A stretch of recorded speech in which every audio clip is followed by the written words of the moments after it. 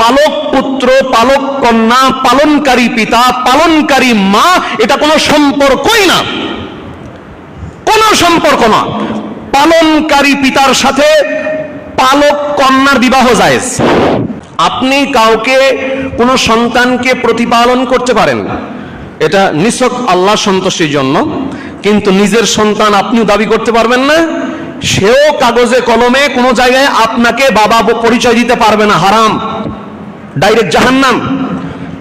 তাহলে কার পরিচয় বড় হবে? তার আসল পিতামাতার পরিচয় আপনার কাছে বড় হবে। আর একটা ভয়াবহ বিষয়, আপনি যে ছেলেটাকে দত্তক নিলেন বা পালন করলেন, সেটা আপনার রক্তের সম্পর্কের নয়, অন্য এক জায়গা থেকে নিয়ে আসছেন।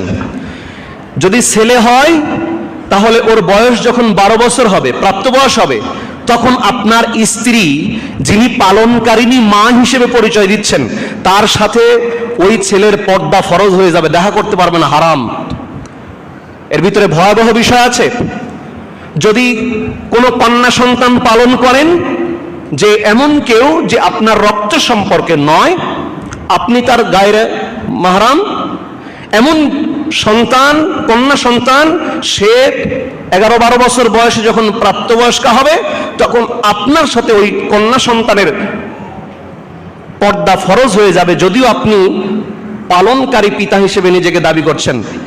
পালক পুত্র, পালক কন্যা, পালনকারী পিতা, পালনকারী মা, এটা কোনো সম্পর্কই না, কোনো সম্পর্ক না। পালনকারী পিতার সাথে পালক কন্যার বিবাহ জায়েজ, পালনকারী পিতার সাথে পালক কন্যার বিবাহ জায়েজ, এমনকি পালনকারী মায়ের সাথে পালন করা পুত্রের বিবাহ জায়েজ। কেন বললাম? যে এই পালক পুত্র, পালক কন্যা, বাবা মা, এগুলো কোনো সম্পর্কই না।